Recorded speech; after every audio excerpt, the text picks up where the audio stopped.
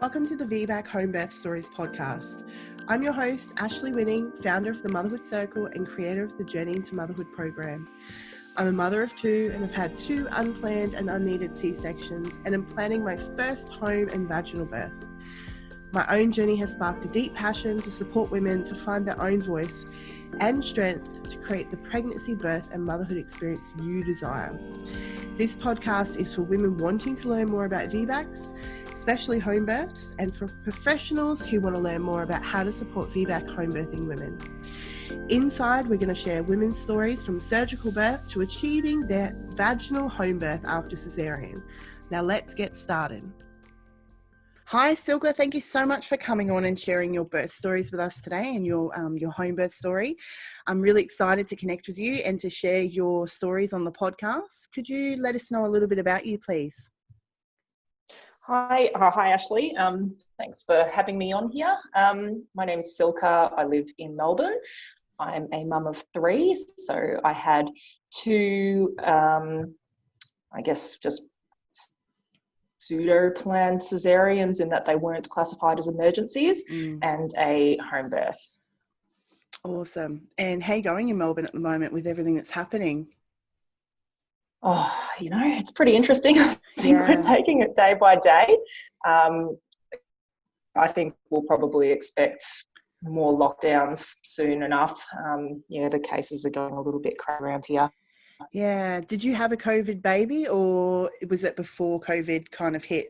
No, it was before COVID. So my little girl is nearly 14 months now. Sure. So it was definitely not a COVID home birth, but it was, just the most amazing experience of my life. I got the biggest smile hearing that. It makes me so happy hearing that. So I think let's just get stuck into your first birth and let us know when it was, what year, and your story, and then we'll go to your next one and then, your beautiful home birth. Yep, sure. So my lovely eldest daughter was born in 2010. So just to give you a bit of a context about me, I'd always been someone who was quite fascinated by birth, like even as a child, and it was something I'd always really wanted to experience, and just this idea that it just seemed like such a powerful thing, and obviously a uniquely female experience, and that was just something I'd always wanted to go through, and just know what it felt like to be a woman in all its primal senses. So when I was pregnant with my daughter in 2009, so she was born in early 2010, I actually was linked in with the birth centre that was attached to my local hospital, and the plan was just to go through them and be seen by midwives and then have quite a planned low intervention birth if possible. So that was okay. So I was going through the birthing centre, which was mostly led by midwives.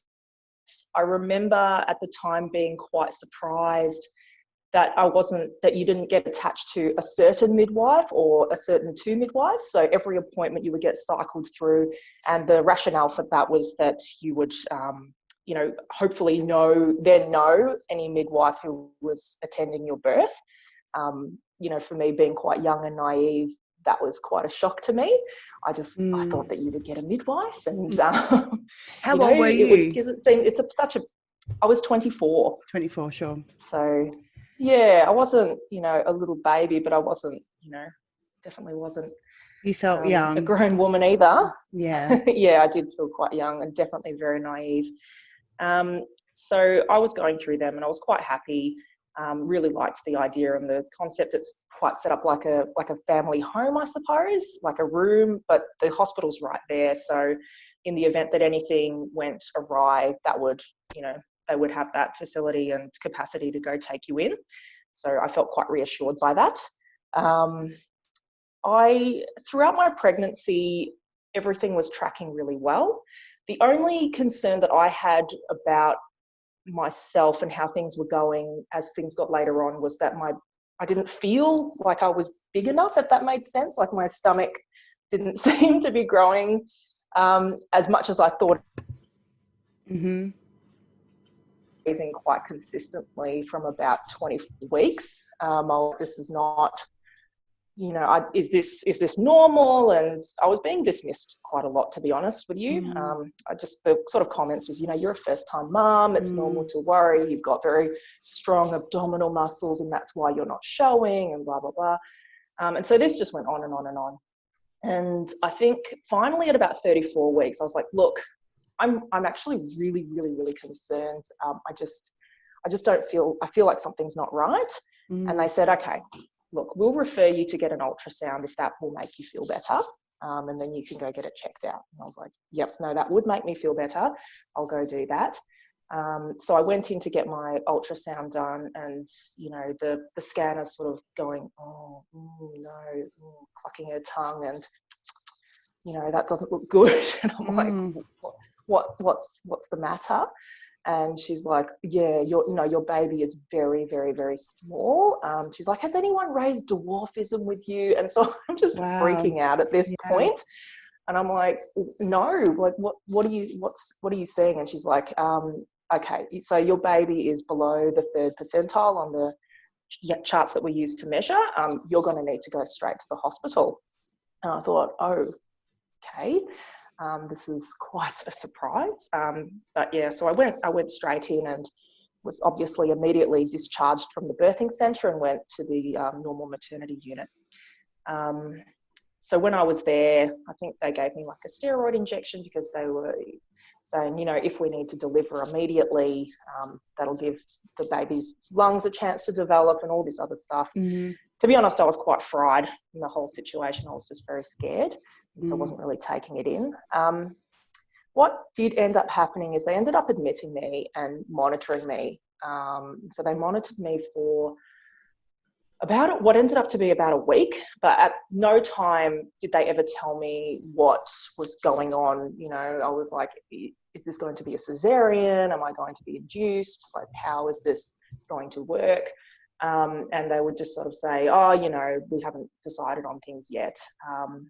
And then right on 35 weeks, well, the day before 35 weeks, the obstetricians come in and they're saying, okay, we're going to deliver you tomorrow by cesarean in the morning.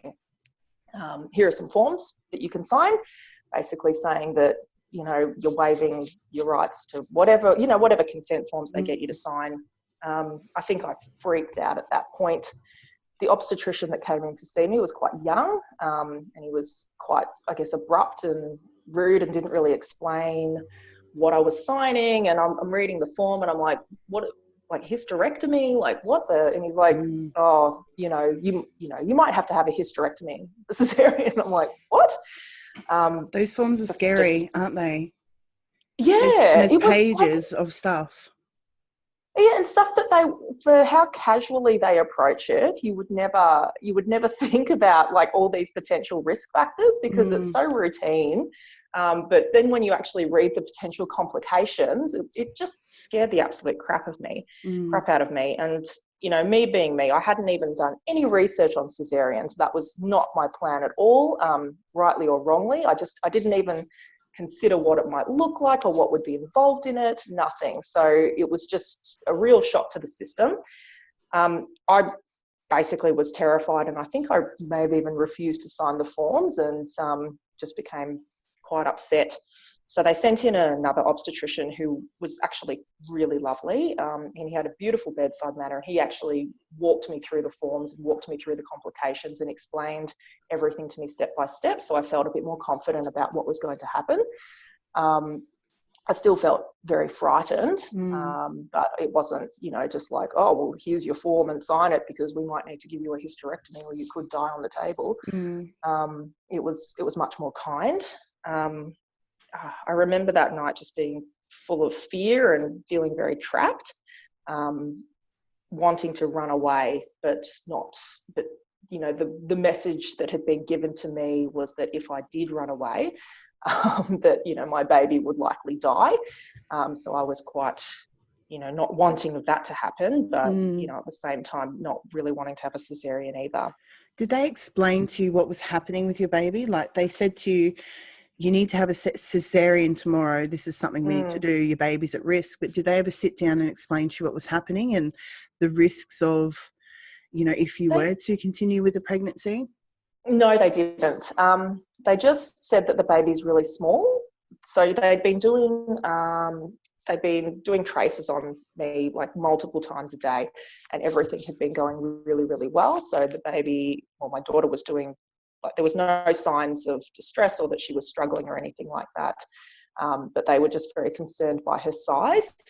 And they said, we can't induce you because we're worried that she won't tolerate the induction. But yeah, there was no talk of being able to wait it out or anything like that. It was just, you're having a cesarean, and we're going to do it tomorrow, because if you don't, I guess that was left a bit of a mystery for me to join the dots in my own head.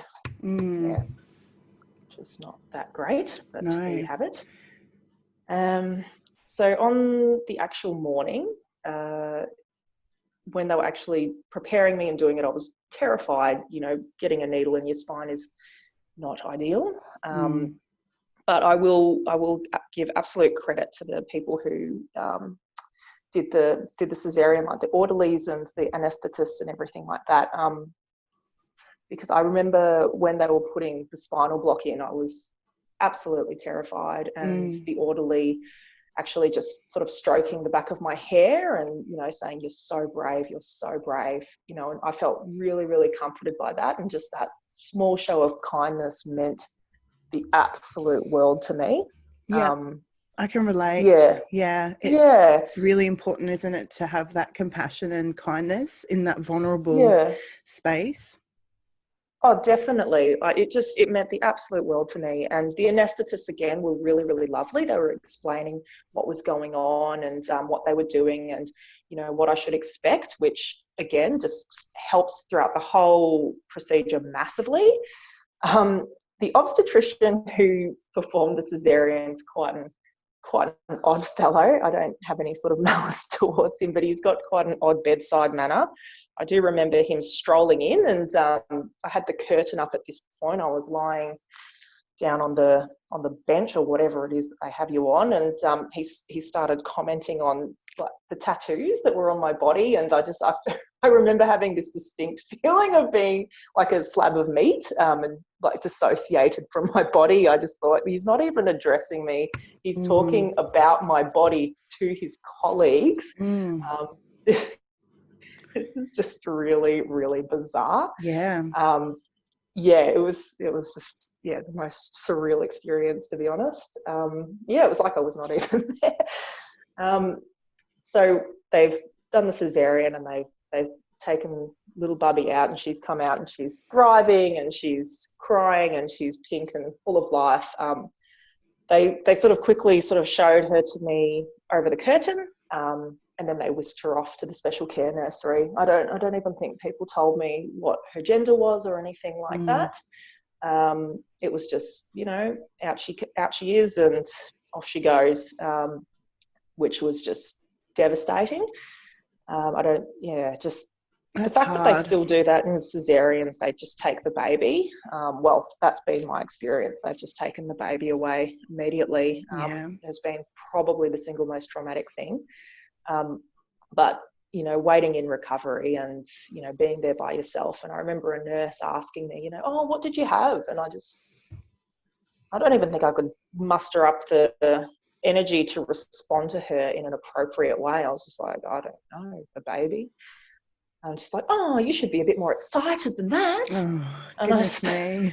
It's just like, oh, yeah, I don't know. I just, felt very glum. Yeah, it's a traumatizing and traumatic thing to, you know, to be removed from your baby, and the amount of drugs that you're on and the way you're feeling and how you've just been treated or felt from the obstetrician there. I can understand why you're feeling that way. Yeah, and then, you know, you're covered up in your little tinfoil blanket and you're shaking from coming off all the anesthesia, and it just makes for a really awful experience. But that being said, you know, I was really grateful for the way that I was treated by most of the staff in there. So I was, I feel like for what it was, it went about as good as it could have gone at that time. So that was my daughter, and she ended up spending 3.5 weeks in the special care nursery. She was 1.6 kilos at 35 weeks. Wow, tiny. Yeah, she was really, really little, but she was really strong. There was no health complications with that. I had a health complication after my first cesarean. I got DVT in the back of my legs, and again was routinely dismissed by the What is doctors. DVT? Yeah. Blood clots. Oh, sure. Okay, I thought So it might have been blood clots.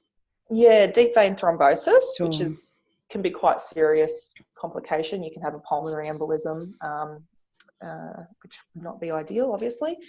So I noticed that my legs felt like I'd done a lot of exercise, like I just had cramping. That was the main telltale sign for me. I felt like my legs were cramped, and I raised this with the doctors and the nurses, and they were like, oh, you're fine. You've had the blood thinning medication that they give you after the cesareans. And I said, look, it just feels really cramped. Is it possible that I could have a blood clot?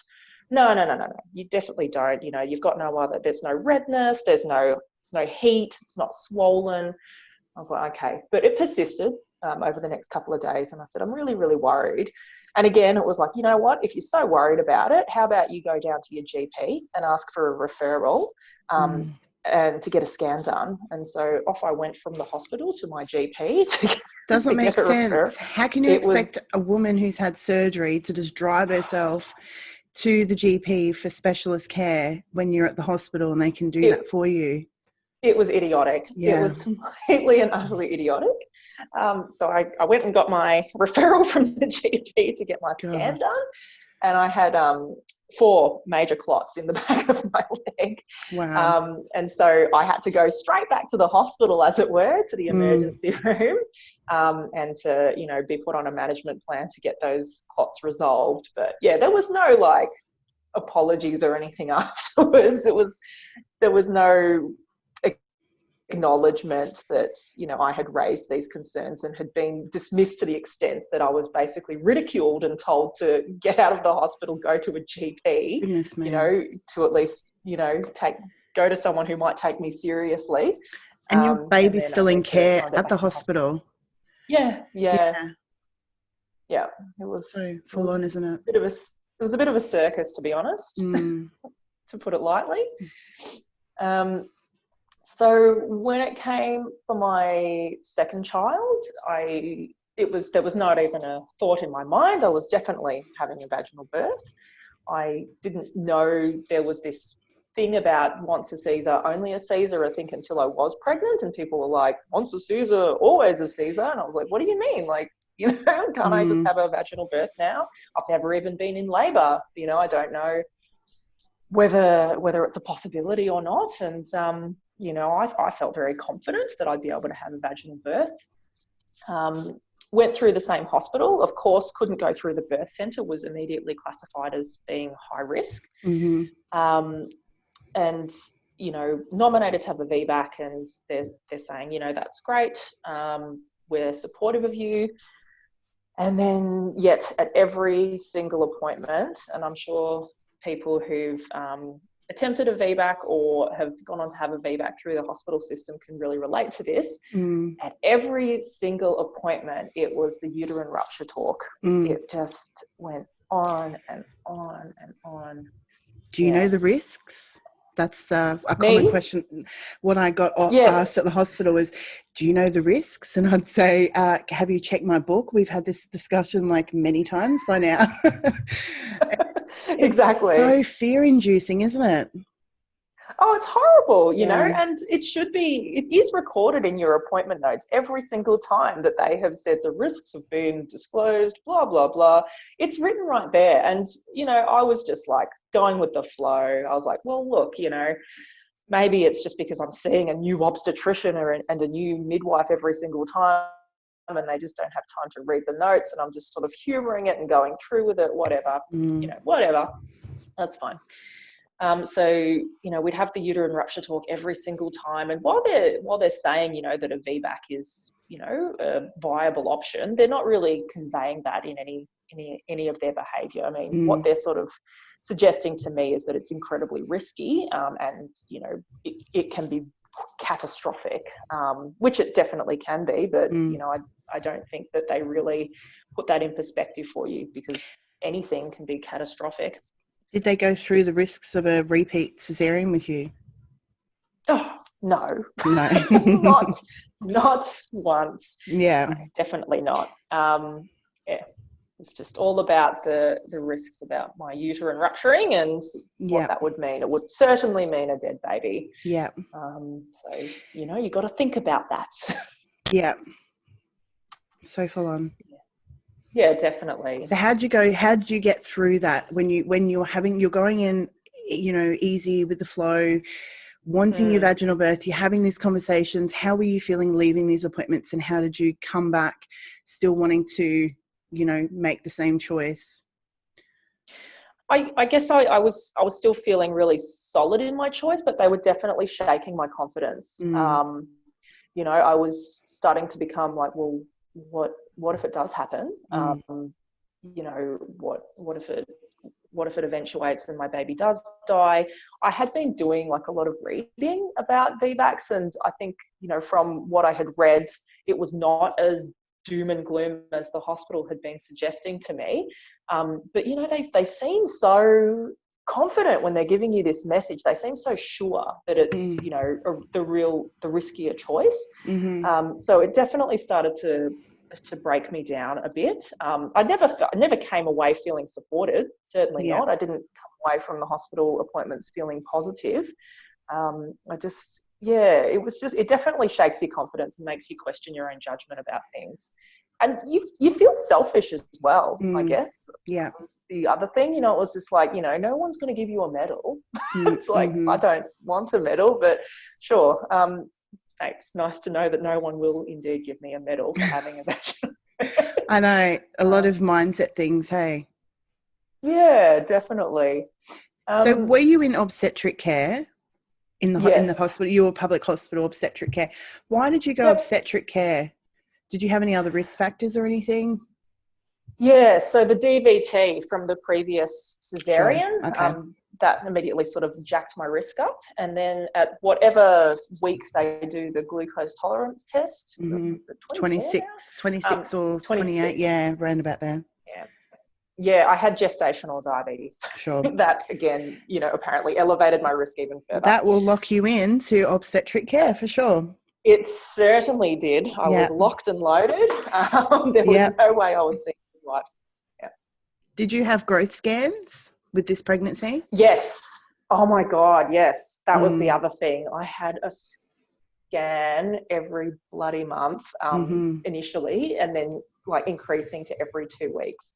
It was just wild.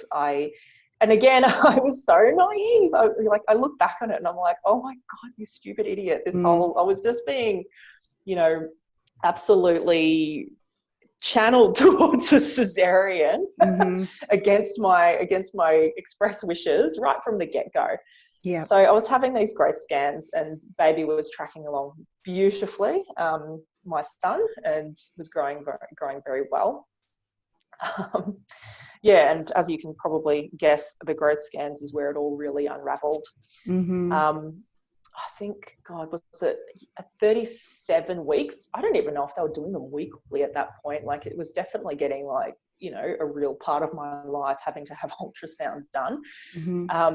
I had the same sonographer the entire way through my pregnancy, and my little boy had been tracking along, I think, like about like the 50th to the 75th percentile the entire way. Sure. It was fantastic. 37 weeks, I'm being scanned, and he's like, oh, you know, making that same sort of disapproving noises. I should mention here that it was not the sonographer that I had seen throughout my entire pregnancy. It was this new person. Okay. Yeah, and so he's scanning me, and then he comes out and he's like, this baby is enormous. you know, you need to speak to an obstetrician right away. He's like, if you keep tracking on as you are, you know, you're likely to have a 12, 13 pound baby. Wow. I was like, this is in what? a matter of weeks from your last one.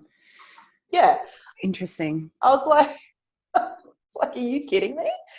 I was like, there's no way that's accurate. And one thing I did know from my reading was that, you know, ultrasounds are very, very inaccurate. Like, they're not, you know, in terms of like being able to guesstimate a baby's birth weight from your scans is a loose science at best. So I was very skeptical because it looked like he had just spiked up in weight, just enormously.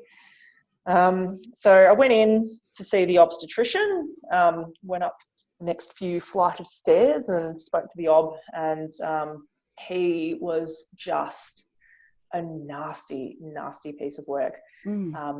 It was just straight in with, you cannot have a VBAC. And I was like, why not? And he's like, well, you know, your baby is really large, and if you go on, you know, to 40 weeks, then, you know, the likelihood of your uterus rupturing through labor is like 1 in 2. And I was like, that's absurd. I was like, 1 in 2, that is absolutely ridiculous. And where do they pull these percentages from? Exactly. I was like, that's not my understanding of the statistics. And he looked at me dead in the face and he was like, well, you know, I'm a doctor, I'm an obstetrician, and I've seen it. I've seen babies die from uterine rupture. And, you know, just really freaked me out, freaked my husband out, who, you know, at this point, you know, you've been worn down from every single appointment, you know, where they're just making you second guess your decision, making you feel really stupid for even wanting to have a VBAC. And it was just, I think I needed my husband at that point to step in and say, you know, hey, like, just give us some time, or don't be ridiculous. But, you know, at that moment, I think because he was quite frightened, he was like, I think we should book in for the cesarean. I was very, very upset by this idea, and I said, look, can I try to get myself into labor? You know, I thought, you know, I'll give it my best go. And he said, okay, if you can get yourself into labor over the weekend, we can maybe have a try for labor. How many weeks were you at this point? Just under 38. Yeah. So, you know, a nice bit of false hope happening. Yeah, a little bit of sprinkle of false hope there. Oh, well, you've done everything you possibly could. Exactly. It was so stupid. Yeah. So I went home and I was like, yep, I'm gonna get myself going into labor. I'm gonna do this. I'm gonna try every trick in the book. You know, everything that you could possibly imagine as like the old wives' tales, I did it, and including drinking like a fairly large amount of castor oil to try to, you know, get some contractions happening, get myself into labor. That didn't work. I did experience some very severe intestinal distress. Just, you know, because castor oil will do that to you. Yeah, it was, oh God, it was just awful. I felt so sick. You get to that, you're in desperation point, like you want this to happen. Absolutely. I was like drinking castor oil mixed with orange juice, like bouncing on a birth ball. I don't know why, but I was like, I'm doing it. Like, if that doesn't give you an indication of my headspace and how much I did not want to repeat cesarean, I don't know. I was walking up and down the hill that I lived on with my daughter on my back.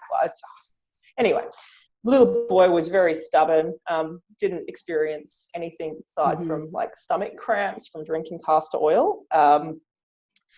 And so the morning comes where I was booked in for a cesarean section, and I freaked out. If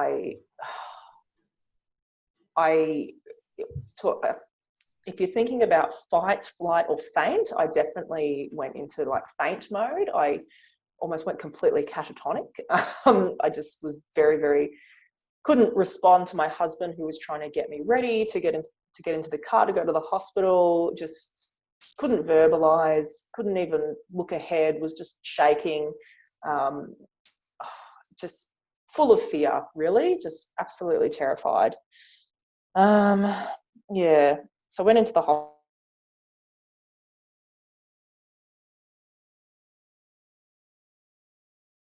Hope that it would be, that the staff on would be as, I guess, nice as they were previously, but they weren't. The anaesthetist was particularly nasty. When I was getting wheeled into the room, and again when they're putting the spinal block in, I was starting to cry.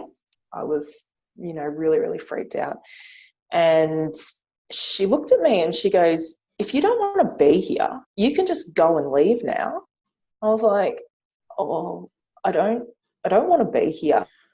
But I've been kind of told that I don't have a choice, and that Wow, that I'm not doing what's best for my baby. It was rude and insensitive. So it was, and if she wanted to stop the tears and shut me up, she did a good job. I just shut down at that point. I just thought, well, this is not my birth. This is not my baby. This is something else altogether. I'm so sorry that happened to you. I'm really sorry for that. Yeah, That's and horrible. I'd asked when they were prepping me to go in, I said, can I keep my baby with me during recovery? And they said, look, not really. We don't really have enough time. We'll see if we have some time to do that. Like, I don't know what that even means.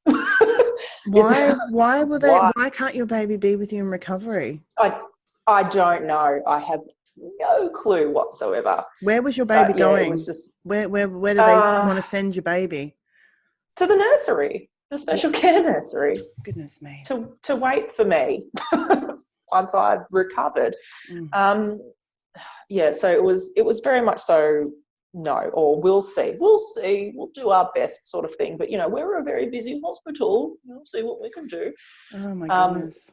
So it was just awful. I'd asked to delay cord clamping, and I asked for all the things that I could to try to, I don't know. But they've done the cesarean and they've pulled baby out.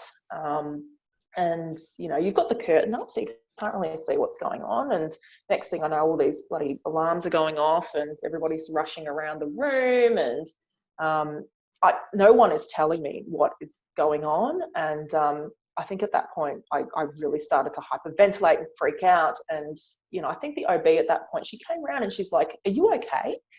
And I was like, "Can someone tell me what the fuck is going on?" And she's like, "Oh yeah, baby's just struggling to get going. So we're just needing to do some work on him, and hopefully we can get him up, and he's come out a bit blue, basically." And I was like, "Well, shit, thanks for thanks for telling me." Was your husband in the room? To know this, he was. Yeah. I think at that point he was just white as a sheet, backed into a corner, looking stunned and just completely horrified. They've then whisked baby off into the special care nursery. Husband's gone with the baby, and I was left in recovery. Something I should mention about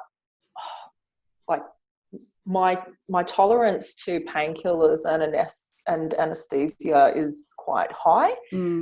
Whatever reason. So my recovery, post cesareans, post that immediate cesarean, could be quite horrific. Does that mean you burn off the drugs quicker? Is that what you mean? I guess I must do. So they have a real difficult time getting my pain under control, which is just horrific. But I just, they sort of leave you in recovery, and it's very minimal care that they give you. I'm not sure what they're exactly suggesting that they're doing that's so labour intensive, but, I don't recall anyone really being there with me. I feel like I was probably left alone for periods of time and got left down there, I think, for more than an hour, maybe up to 3 hours, because they didn't have the people to move me. Wow. Oh, right, okay. And then when I finally got up into my room, I asked if I could see the baby, and they just didn't have the capacity again to sort of wheel me to the nursery to see my son. which was terrible. Mm. At this point, all the painkillers are wearing off and I was in extreme distress.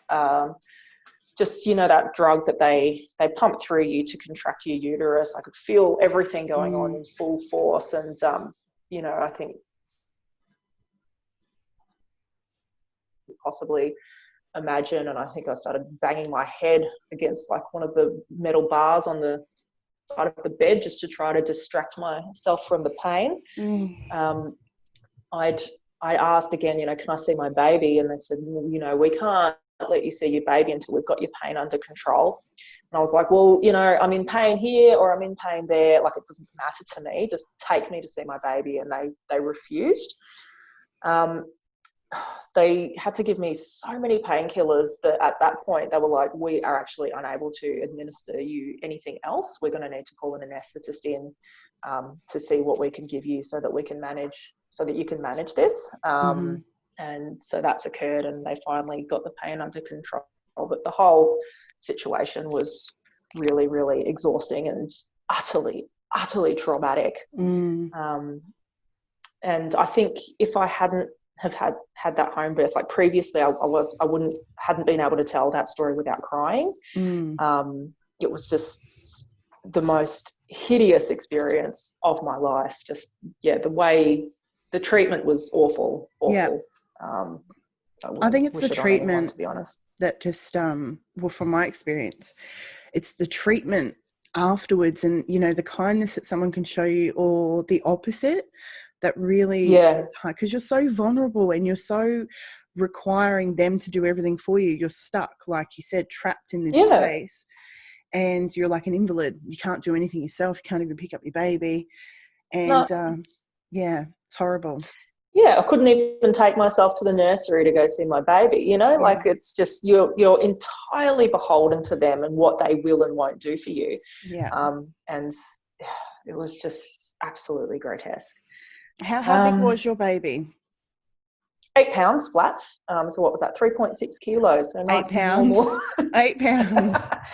Goodness not the 12, 13 pound whopper that they had said. And I was pissed off. Just so many things. And the fact that he came out struggling as well, that he was quite flat, I was just like, he wasn't ready. He was not ready to be born. They didn't do delayed cord clamping. I wasn't allowed to keep him with me. It was just awful. And I wasn't even the first person to see my baby. That's another thing, like, fine if it's my husband, but then like there are people, family members and whatnot who had seen the baby before me. And I was just like, this is, oh my God. Yeah. It was really, really hard for me to take. People are showing you photos like, oh, like, great. It would have been nice if I got to show people photos of my child, but you're getting to show me photos of my child. Don't I feel wonderful about this? If there's anything that makes you feel like a worthless baby container, it's this whole scenario. So disconnected. Definitely. Yeah. Like, I'm sure some people have really positive experiences with cesareans, but just me personally, my second one in particular was horrific. For me. So that was in 2013. Are you happy to share what hospital is, just for the audience, so that sure. they know, The Anglis Hospital. Anglis Hospital. Okay, and that's in Victoria. Melbourne. In Victoria. Yeah. Cool. At least if anyone's listening from Victoria, whether it's changed now or not is a different scenario, but I think it changed from 2010 to 2013. Their head of obstetrics changed. Okay. And there was a definite shift in the culture at the Anglis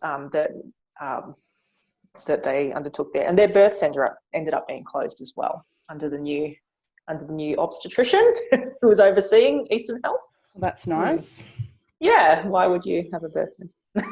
I know. So you then went on. So you had this baby in 2013. You had your first in 2009. You've then gone on to have number 3. Mm-hmm.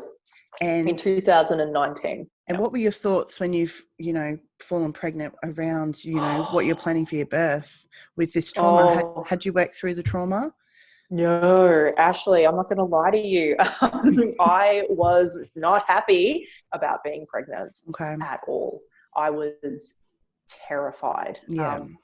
I remember so clearly at one of my, probably even after the surgery, after my son was born, they were just like, well, you've had 2 Caesars now. Any birth that you have has to be a cesarean from now on.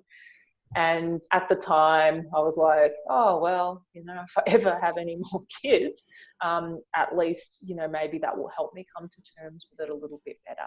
Mm-hmm. And obviously it didn't. I had definitely had no plans to have a third child. So when I found out I was pregnant in 2019, I was really distraught because it's like, well, now what do I do? Because I don't want to have another cesarean.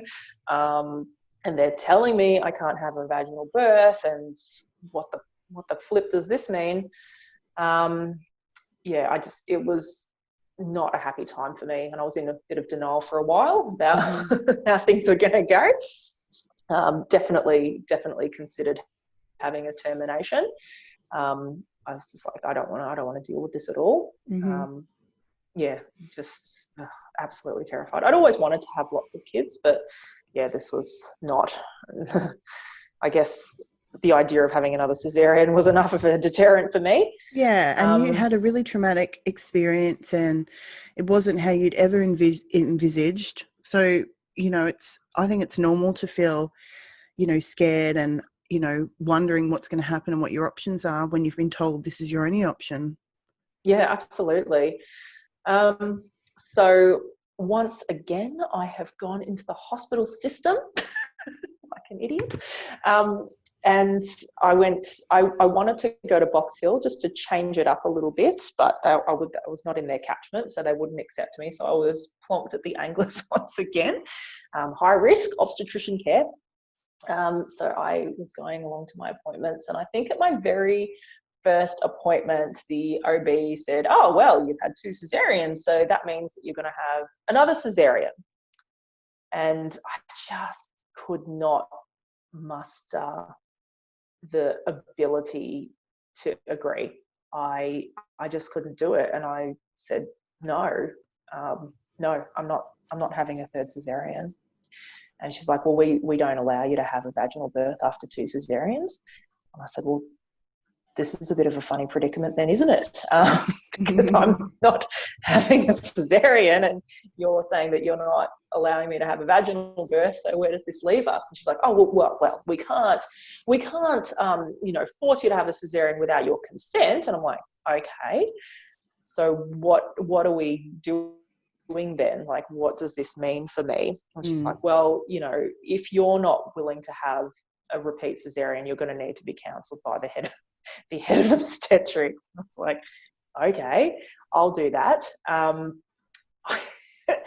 There was a lot more that went into that appointment, but basically I left furious with a real fire in my belly. And I was like, there is just no way I am having another cesarean. Like, I will fight tooth and nail to have a vaginal birth. And that's what I'm going to do. And I think I went, How many weeks were you at this point when you're having this discussion? 10.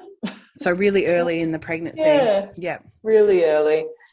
I was like, I'm just not doing it. So I think in the interim between me having my scheduled appointment with the head of obstetrics, I did like a lot of research online about like what people thought would give you the best chance of having a vaginal birth. And I read about getting a doula and also about having a private midwife. Yeah. And so my initial plan was to engage a private midwife to support me in the hospital. And so I went and met with a lovely private midwife who's quite local to me, and she agreed to support me in the hospital, and suggested I sign up to one of the VBAC support groups on Facebook, which I found so helpful to read like people's success stories and to have that sense of like, this shared experience, like my experiences of cesareans were not unique. Lots of people were feeling the way that I had felt, and lots of people were feeling the way I felt about, not wanting to have a more cesareans essentially, but wanting to have a vaginal birth. So that was really validating and quite empowering as well. She did forewarn me about the head of obstetrics and said that, he's got quite strong views, and if she wanted me to support, if she wanted to support me, if I wanted her to support, I can't even, you know what I mean. If she wanted to go along, then that was fine. I didn't feel like I needed that. I think I felt really strong at that point to not be knocked off course. Sure. Yeah, so I think I went and met with him at like 16 weeks or something. God, I can't even remember. And he was just everything I could have ever dreamed of. He was so rude. And I have become convinced, and I became convinced at that appointment, that it was the same obstetrician that had bullied me into the cesarean with my son. Okay. So I was immediately quite angry. He actually lectured me for about 2 hours. I don't know how his other appointments felt being pushed back for so long, but he was just the most ridiculous person, and like coming up with all these like ridiculous comments and ridiculous statistics. And I think because I'd done a lot of, my own looking around and felt very confident in what I wanted, like I couldn't help but start giggling throughout. I was just like, this is, you are absolutely absurd. You're like a cartoon character. But he was just making the most ridiculous offhand comments, like, oh well, if you want a vaginal birth so bad, you could have a home birth, but I won't judge you when you get brought to the hospital in the back of an ambulance with your uterus rupturing and blah blah blah blah blah. And I was like, this guy is not for real. He can't be serious. Why is it so personal? It's not his job to give his opinion or to be judgmental. It is his job to support you to do what you feel is the safest thing, for him to give you facts, evidence-based research, to work together so that you're happy and that they can support you in a safe environment. It's not his space to give his opinion, because his opinion isn't welcome, and it's actually against the law. Like, his job is to provide informed consent with both you and, him as a medical professional, and, follow the ethic laws as well. It makes me really upset. I'm sorry, I just had to say that, because 2 hours that you had to listen and basically probably be abused in, Oh, I definitely was. And I'm horrified that this man provides care to women. Yeah. Because, you're in such a vulnerable space. And I think if I hadn't been so pissed off from my 2 previous births and, was just like, well, I'm going to do what I want to do no matter what, it would be so easy to intimidate someone into what you want with that sort of rhetoric. Yeah. A position of authority. I'm a doctor. Who are you? Yeah. I'm the head of blah, blah, blah. And, using that authority to convince someone down the path that you want them to, when that woman has to live with the ramifications of that outcome, like you have had to, with no consideration of that. Absolutely. And, one thing I did say to him, I said, well, because at this time I was still going down the hospital path. I was like, well, and I said to him, I said, look, I don't want to be seen by obstetricians anymore, and I want to only be seen by midwives. And I said, and I want it written in my notes clearly that no one is to raise this issue of uterine rupture with me again. I said, it's enough. I don't need to hear it at every single appointment. Consider me informed. That's it. And he was like, well, your understanding of risk and, hospital risk is 2 different things. And I said, you're right. They are 2 different things. And I actually don't care about, your risk and what sort of rigmarole and bureaucratic nonsense you have to jump through. I said, this is my life. I have to live it. I have to, feel confident in my own decisions. So, just write it up. I don't care. Put it all in bold. No one's having this conversation with me from this point on. and it was like, well, are there any sort of situations in which you would consider a cesarean? And I said, well, I can't think of any off the top of my head right now. And he said, well, obviously if it was a breech birth, you'd have a repeat cesarean. And I said, well, no, not necessarily. Mm-hmm. And he's like, oh. And I said, he's like, well, that would be a very unwise decision. I said, do you not have any obstetricians skilled enough to manage breech births at this hospital? Which was a real trigger for him to tell me about how, he was very trained and experienced in breech deliveries, and that there was another obstetrician and blah, blah, blah, blah, blah. Well, that's good. But then. I know, there was no indication this baby was breech. I was, however many weeks pregnant, but just that whole appointment became about breech birth. It was ridiculous. Oh, goodness. Which, by the way, I can't cite the study, but I did recently read up. I was watching an obstetrician talk about breech, and apparently a C-section is no safer than a vaginal birth anyways. It's just that I have no doubt a lot of them don't have training and the mentality that a C-section is safer, which is not true based on this study. I would like to find that study as well and share that. But yeah, I wanted to put that out there too. Yeah, no, that's really, really interesting. Because they don't tell you this stuff, and I doubt that they keep up with the research themselves. I think a lot of the knowledge that the obstetricians, that I've had experience with, I can only speak for them, is just based on their own experience and their colleagues' experience, which is of course not evidence based or research. It's nice to know that your sample study of the women that you've cared for is like this. And also then it does come into play, the insurance and what they know they can get away with versus what's risk for their career kind of thing, you know what I mean? What can come back on them. So there's more than just worrying about the woman's baby and the woman. There's all these other things that they're worried about. Am I going to get a pay rise? Am I going to get is that next job going to be mine? Am I moving up the ranks? Am I going to have this high infection rate? Am I going to be I've even heard of stories where I have a few midwife friends who obstetricians take pride in a 90% cesarean rate, and it's surprising because you signed up to be a surgeon, so of course you're going to want to perform surgery. Exactly. And it's so much more controlled. It's so much more controlled than a natural birth. And they would lose that control, and that's not something that they're willing to give up, in my experience. But he was kind enough to offer to see me to be my personal obstetrician throughout the rest of my pregnancy. I declined that offer. I was like, I don't think I'll be needing that. Thank you very much. And I think after that point, I started thinking more about a home birth, was sort of dipping my toe into it a little bit more. I think for me, I had always thought that a home birth was not a good idea. I definitely wasn't someone who had ever wanted a home birth. I've known people who've had home births and it just sounded amazing and phenomenal, but I guess the idea frightened me a little bit.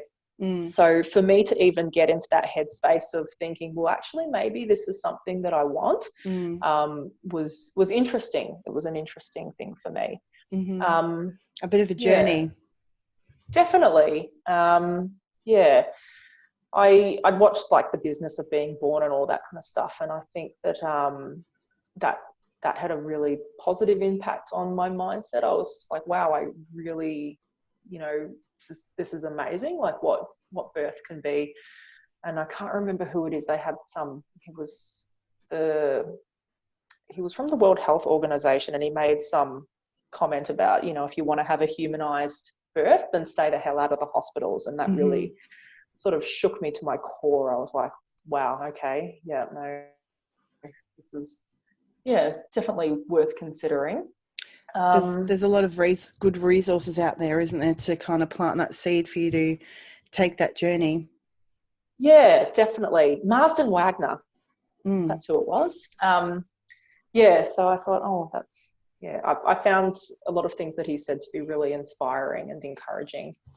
And just even little things like thinking certain things were routine, like stretch and sweeps, vaginal exams, constant fetal monitoring, inductions. Like I always thought these were just routine and didn't have their own set of risks associated. So just as a little bit of a side note, like I found that reading some of Marsden Wagner's stuff and listening to him talk in previous interviews was really enlightening. I was like, oh wow, like they will never tell you this kind of stuff. So yeah, that was a real point of interest for me.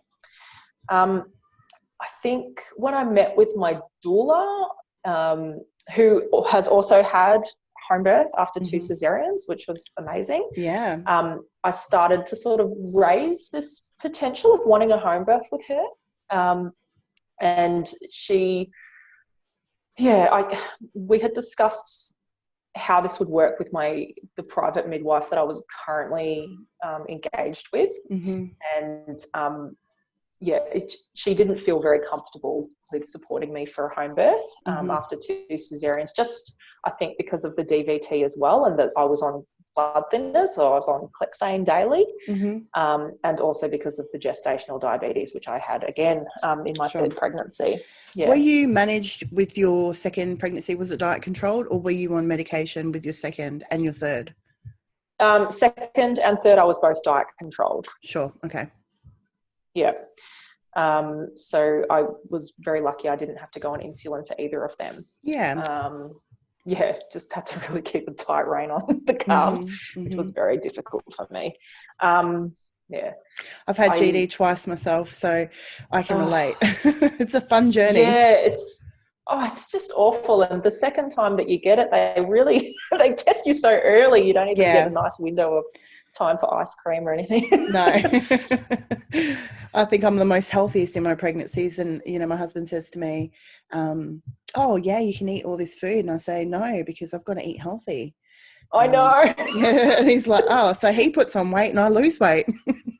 It's just the perfect scenario. Yeah, I always get really healthy as well. Like that low carb diet, I think really agrees with me. So I probably should consider it for my day-to-day life. Let's see how we go. So my private midwife that I had engaged, who was absolutely lovely and amazing, she just didn't feel comfortable supporting me for a home birth, which is fine, and it's absolutely her right. I would never twist anybody's arm or suggest that you should force someone to support you when they're not comfortable with it. Of course. My doula, and you want to find someone who believes in you and is willing to take on that as well, because the midwife is taking on a risk in the sense that they've got certain bodies breathing down their neck, checking up on them, and absolutely, all this other logistics. So you definitely want someone who is just cool as a cucumber about this whole thing. Absolutely. And I think that also gives you confidence to know that whatever your particular situation is, that they feel that they have the skill set to be able to manage it. Yeah, definitely. So my doula wrote down a list of midwives who she thought that I should check in with to see whether they might be able to support me for a home birth. She did sort of like highlight a couple of names in terms of like personality wise who I might gel with. And so the midwife that I ended up contacting from the top of my little personal list, I just hit it off with her instantly from the second that we were talking on the phone.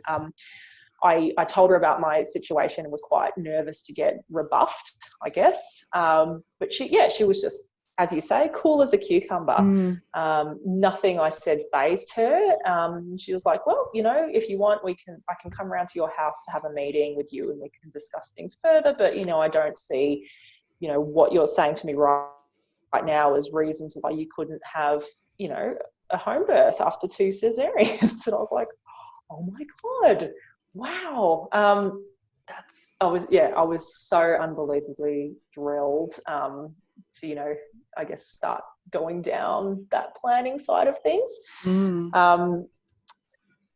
So my first meeting with her was amazing. She spent so much time with me, just talking to me and like obviously checking the baby was okay and looking over my file and just being really thorough. And I felt quite reassured by my decision that I was in safe hands. my only concern about having a home birth at that stage was distance that I am from my local hospitals. So I'm not within striking distance of hospitals. So I think I'm generally about 40 to 50 minutes away from my nearest one. Yeah. Which I guess was a little bit of a factor in my mind, like, oh, okay. So within that, I had considered maybe, oh God, renting like an Airbnb, because that's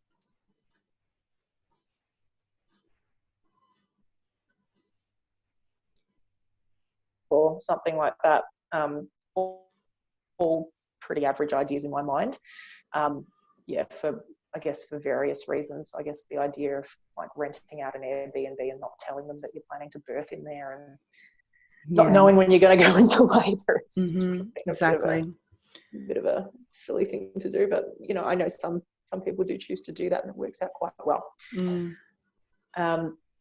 So while I was with my private midwife, I stayed linked in with the hospital. I think I started seeing my private midwife at like 20 or 24 weeks. And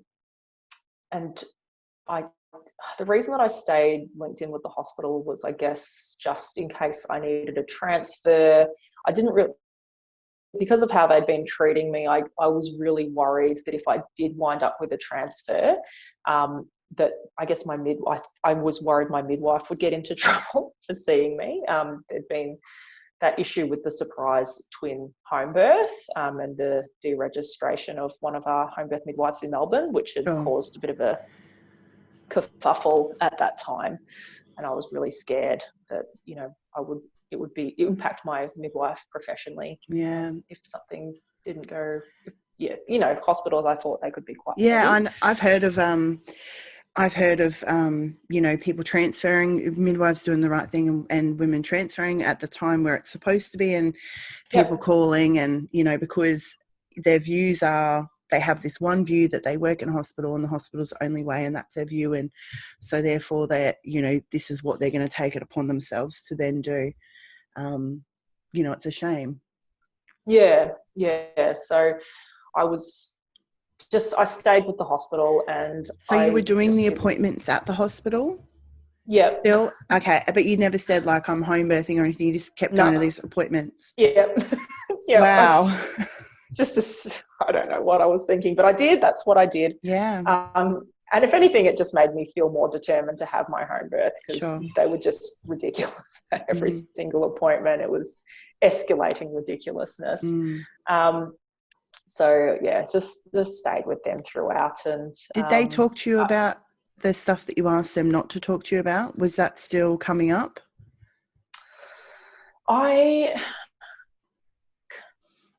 I don't think it was as much of a feature. I think by that point they were really getting on the you need to have growth scans bandwagon. So that it became really about the you need additional scans, and I was just refusing everything at that point, being really painful. So I didn't have any additional growth scans. I was like, there is absolutely no way I'm having anything. They would give me referral slips every time, and I would just be like, nope. And then it was, they'd look over my file and be like, oh, so you're refusing this, this, and this, so I suppose you're going to refuse the GBS swab as well. And I was like, well, yep, you're absolutely right. I'm going to refuse the GBS swab as well. So they obviously had this view of me as this very antagonistic person who was not cooperative at all, not being a good patient, just an annoying woman. So did they take on a consideration? Irritated by me. No. Did they take on any consideration as to why you had your last cesarean and how wrong that was, and the fact that that could be quite triggering for you and unhelpful? It was something I definitely raised with them, and I guess the most that I got was just that, well, look, we're sorry, the past is the past, but this is what we have to do now. And I was like, this is the same as what you were doing in the past. Okay. No real acknowledgement. It was just like, boo-hoo. But then you were going back to your midwife, having your appointments with your midwife and getting positive, great service and customer care and, you know, everything that you had hoped Absolutely. for? Yeah, absolutely. Having that wonderful relationship and being able to debrief with her a little bit about what the hospital had been raising. Mm-hmm. Yeah, and I think because of the Clexane, I was also with seeing hematologists as well, just I guess. And so that was good to have them as part of the care team to explore, you know, what would happen with a vaginal birth when I'm on Clexane, and, you know, is there any additional risk factors there? And so it was good to have their knowledge about. Yeah, definitely. She was just incredible. Yeah, really took the time with me. Well, that's what good. They do. Yeah, exactly. Yeah. There was, I think, at one of the last appointments that I had with the hospital was like 38 or 39 weeks or whatever. You know, the obstetrician was like, oh, you know, well, we've discussed that the best, you know, for the best chance of success that you're going to need to have that you should have been in labour by now. I'm like, sorry, not. Can't help you. She offered me a stretch and sweep, which I declined. And, you know, she was quite annoyed by that. Also offered me scans to check for fluid levels, which I also declined as well. I felt well within myself, and I didn't think that a stretch and sweep would do anything if my body was not ready to go into labour. I thought it was all a bit of a joke. Yeah. Yeah, I just didn't feel that there would be any use for that. So went along my merry way, and I don't think I had any more hospital appointments past that point. I just was waiting for labour to begin. So definitely by 39 weeks, I had become a really unpleasant person. I was getting a bit uncomfortable, and you know, every time someone asked me when I was due, or, you know, anything else about the baby, I was just about ready to scream. But plodded along nicely. I hit 40 weeks and still no signs of labour or anything like that. You know, don't know why I got into that headspace, but I was like, you know, am I going to be pregnant forever? This is, oh my God, like the longest I'd been pregnant previously was 38 weeks. And I was like, oh, it's just taking forever. And oh, I'm so uncomfortable. I had, you know, my pubic bones had separated. I was just uncomfortable and felt horrible. At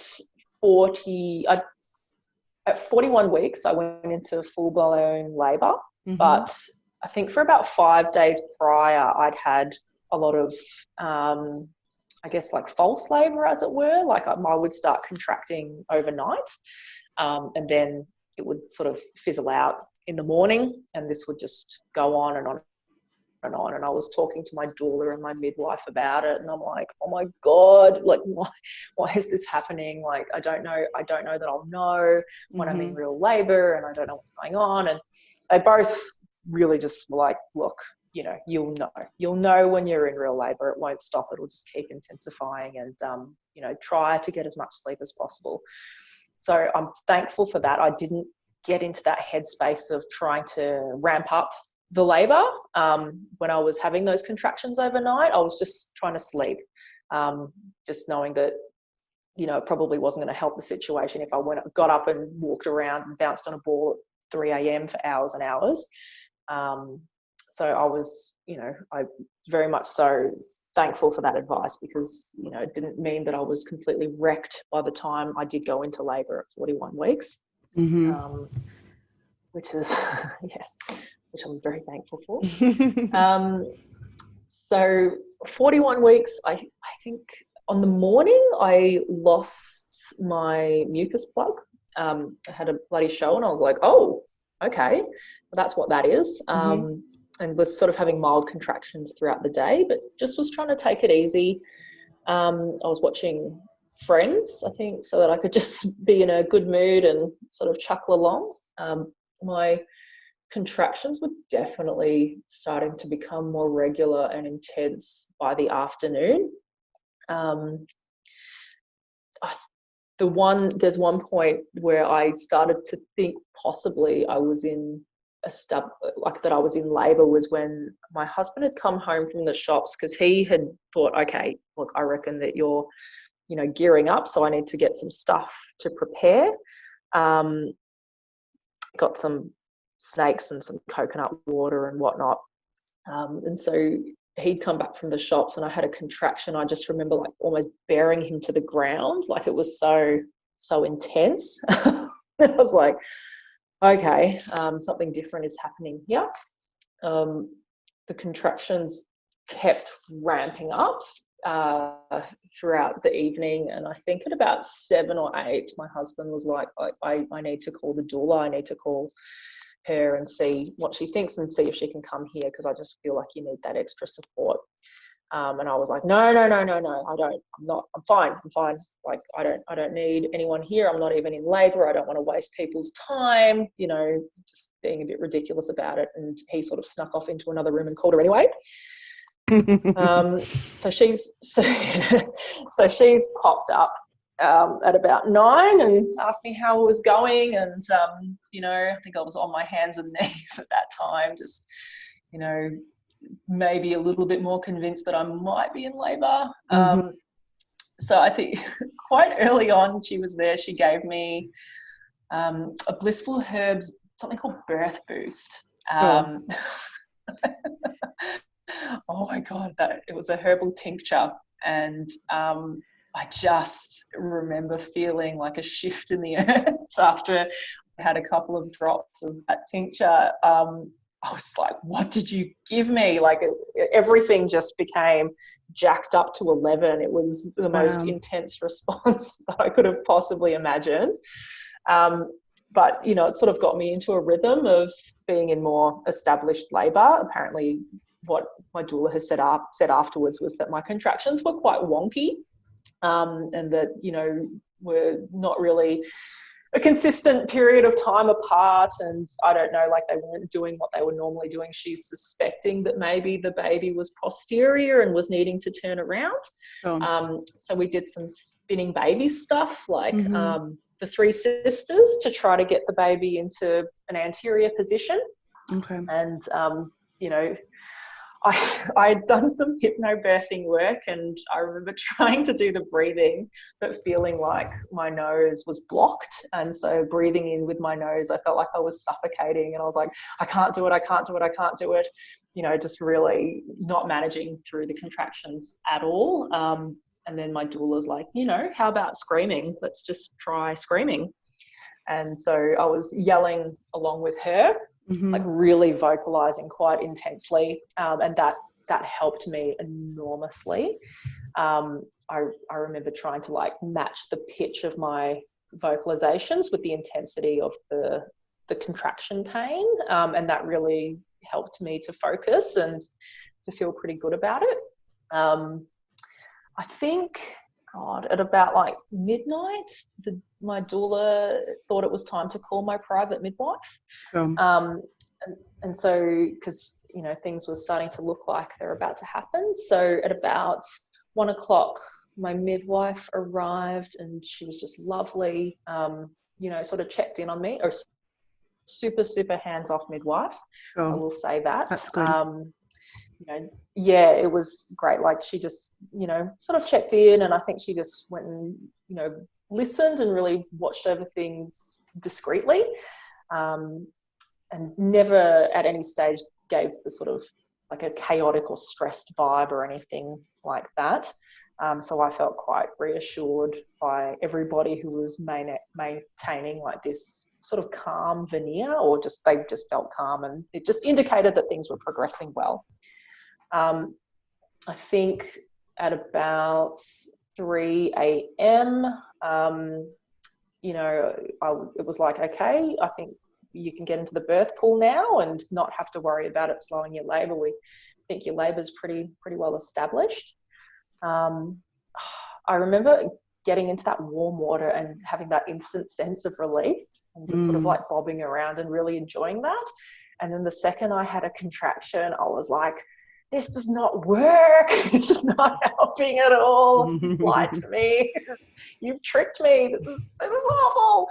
And just still feeling the same level of intensity as I did on dry land, but appreciated the mobility, and I guess appreciated the warmth. yeah, I think not long after I got into the birth pool, my doula sent my husband to bed, just to have a bit of a rest. And turns out later that they had this sort of a little bit of a discussion that my labour could have gone on and on and on. That they thought it was going to last until the morning, so like till the next day. Sorry, that it was a long stretch ahead of us at that point. I think at about 4 a.m. I started to feel that fetal ejection reflex. So I think that came out of nowhere for everyone. I think people were quite surprised because I'd gone from having quite unco contractions, weirdly spaced apart, to then, all of a sudden having the really intense urge to push and like feeling my body bearing down. So my doula got my husband up and apparently said to him, you're about to have a baby now, and he'd only been asleep for about 30 minutes or whatever. Wakey. So things changed yeah, exactly. So things changed quite quickly. I definitely didn't have those like normal labour patterns. I don't think that, they would look for in the hospital at least. Yeah. Didn't have any. I had no vaginal exams or anything like that, so no one really knew what was going on. Yep. But your body and your baby. Yeah, like absolutely knew what was going on and knew what to do. Oh my God, that fetal ejection reflex, that is something else, let me tell you. I was like the whole body shuddering and like feeling like this gravitational shift in the earth almost.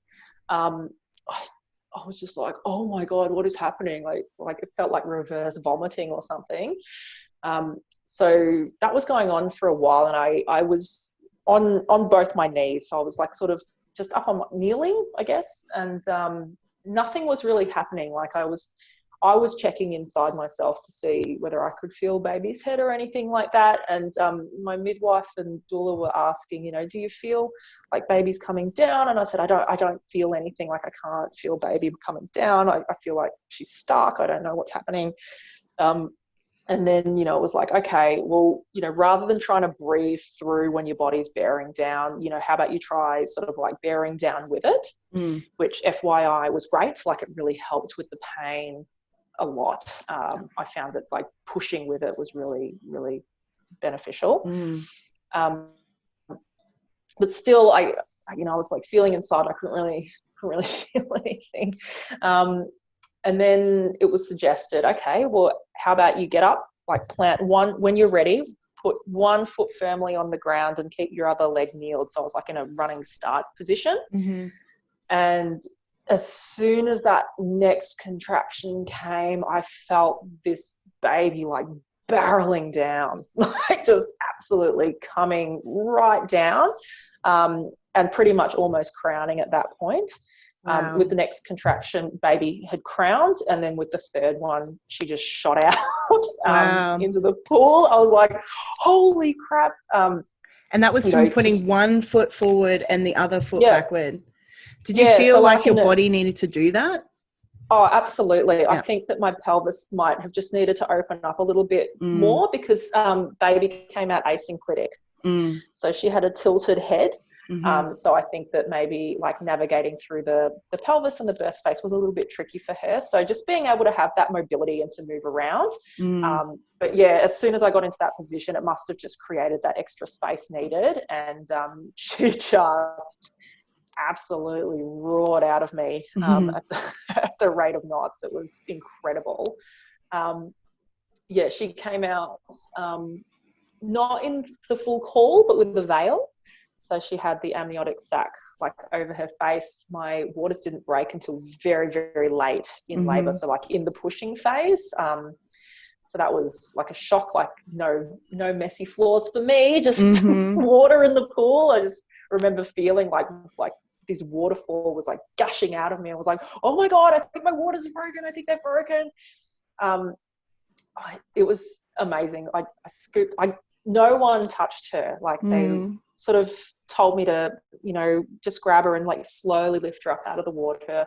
And I just got to hold her and cuddle her. And that was the most amazing, beautiful thing ever. Like, you know, I don't even think I'd really expressed this in my birth plan, how important that was to me, but just to be the person who gets to touch my baby and like to catch my baby and to be the first person to cuddle her. Yeah. That was just beyond anything in the world. And she came out and she was just thriving. She was crying and she was in the pink of health. She was just beautiful. And I just remember thinking to myself, I was like, oh my God, you're beautiful, you're beautiful, you're beautiful. Yeah, just the most magical moment. I definitely had that sense of like, once she was born, like all that sort of that intensity was gone, like that pain. I just felt that huge wave of euphoria. Oh my God, it was absolutely incredible. Yeah, definitely. I've got tears. So beautiful. Yeah. It was amazing.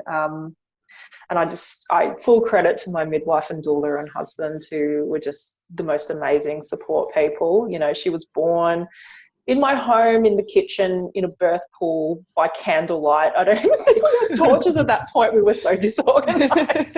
I'm making it sound so chaotic, but no, it no one sounds could really lovely. It sounds see lovely. what was going on. And so calm.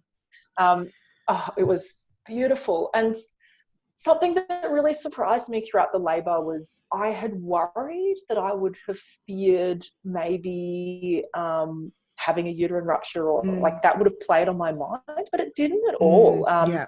I didn't have continuous fetal monitoring, so my midwife was really, really discreet about like intermittent Doppler. Like, she was very hands off, and she would do that very, you know, very sparingly. Yeah. And, you know, but they would ask me, you know, how are you feeling? Like, are you feeling any pain throughout the contractions or anything like that? And I just was like, no, I'm fine. It was honestly like the calmest, most sort of hands off, I guess, like the closest thing to a free birth without it being completely free as I could have wanted. You know, I was really left in my own space to sort of, just have that support. It was nothing, no one was managing me, except for the last tip about, you know, moving the position, which I'm grateful for, because I would not have immediately thought that. And it was just, you know, a nice position to try. I didn't tear at all. Oh, wow. I think I had, I think I had some really light grazing, but nothing serious. Awesome. So just felt really good. I did bleed a little bit, not anything like a hemorrhage, but, you know, just the point where it was like, okay, well, let's maybe hop you out of the pool. We'll check that things are okay. But then I think after that, I didn't really bleed after that. But just loved going into my room, into my bed, you know, being sort of snuggled up and warm and having my baby on my chest and allowing her to sort of establish breastfeeding by herself, and, you know, delayed cord clamping. So, you know, she was allowed to get all of her blood and all of that good stuff, and just feeling very peaceful. Unfortunately, my placenta did not come out after birth, which was... Well, for how long? Good. We gave it a good go.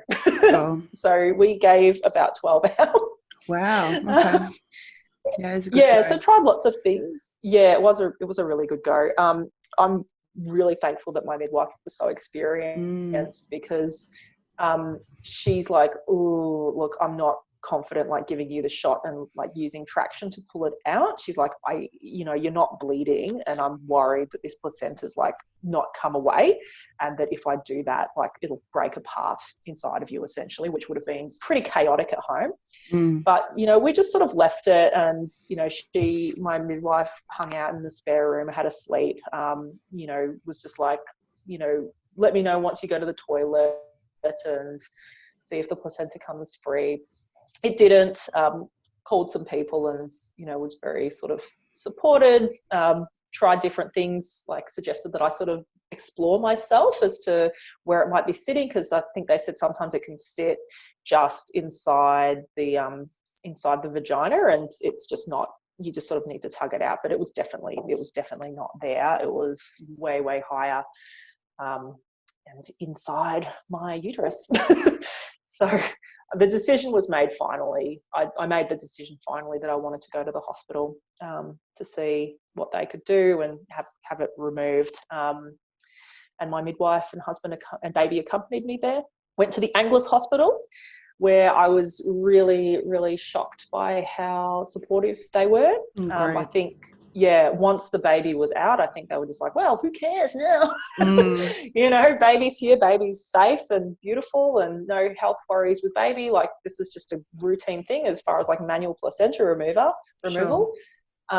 And so it had even been an OB that I'd had like a bit of conflict with in the past, and she was very respectful. She was like, you know, do you want me to do a vaginal exam to see if I can see where the placenta is? And I said, no. I said, no, I know it's not just there. I would really just prefer to have the procedure done. And so I had it removed with under a spinal block, and some sedatives that just sort of made me a bit dopey. But it was adhered too deeply at the scar site. So not like a crazy accreta, but a little bit of accreta. They managed to get it out. Yep. And that wasn't picked up at the 20-week scan or anything like that? Nope. No, okay. No. They managed to get it out, and I didn't need a hysterectomy. Thank goodness. Yeah. So, but... Do they put their hands up there and remove that manually with their hand? Do you know how that happens? Manually with the hands. Oh, yep. Okay. Go right in the way up. elbow deep, I believe. Yeah. I'm just thinking of the elephant. Needed to be on sedatives. You know, when you see them in with the elephants where they put their hands in. Oh, it's exactly like that. Thank God I was on some dopey drugs, because it's just. I don't have any recollection of that procedure. I was just like absolutely knocked out. But, you know, aside, that was like such a minor hiccup from the whole birth experience. And even, you know, while we were sort of waiting patiently for the placenta to come out, you know, I felt I was so mobile. I was like able to walk around. I was a bit sore, but not anything unmanageable. Just walking around and felt really good. And then, you know, had my placenta removed and was able to go home the next day and, you know, continue to sort of soak it up. Yeah. That's good. And that's what the hospital's there for, to help with, you know, Absolutely. these sort of situations. So I'm so glad you were respected and, you know, everything went well and, you know, you were able to leave straight away the next day. Yeah. Yeah, and I had a lot of midwives approach me afterwards, and they were like, good on you for having a home birth after 2 cesareans. Like, that is just awesome. Which, you know, of course it makes you feel really good. And I just, felt the word really got great. around. And exactly. This lady. And I felt really proud, and you know, everyone could see my beautiful baby. And I have to say, as like a post note, I'm still breastfeeding my little girl now. I previously had not been able to breastfeed my other 2 kids. Wow. And you're 14 months post. Yeah. Well done. Congratulations. Yeah. I think that a huge reason I couldn't do it was because, number one, with the special care nursery with my daughter, it was really hard to establish breastfeeding. Well, it was for me. And then with my son, I was just traumatized. It really takes a toll. Yeah, definitely. Yeah. And how big was she? How big was she born? Oh, she was just under 8 pounds. So she was like 7 pounds 8 or something. So just a nice little cutie. At 41 weeks as well. 41 weeks, Oh, wow. So she was really long. Yeah. She's beautiful. And she had a beautiful round head because she never engaged prior to labour, I would say. So she was never sort of deep in my pelvis. She was always floating around a bit. And her head never coned with the ansenlytic baby being, you know, in a different position? No. She didn't end up getting cone head or anything? That's cool. Yeah, no, she was born beautiful. Well, thank you so much for sharing your stories. I've been smiling, crying, laughing. You know, it's always nice to go through and listen to these birth stories. So thank you so much for sharing yours and sharing your fabulous, positive home birth story after 2 cesareans. Well done. Yeah, absolutely. No, thank you for letting me share. I know that I can sometimes ramble and jump around a lot, but there's so much emotion. I don't know how to create a linear thought construct around it. It was just, That's what I love about these stories. They're real and raw. Yeah, something like that. Thank you so much for coming on. Thank you, Ashley. Thank you so much for listening to the VBAC Home Birth Stories podcast. I hope that this episode has helped you take another step to finding your voice and confidence in your VBAC journey. If you enjoyed the episode, please take a second to rate and review. Each review helps us to help more women to find out more about VBAC home birth, just like you. Don't forget to take a screenshot, share it to your Instagram stories, and tag me at the Motherhood Circle. See you next week.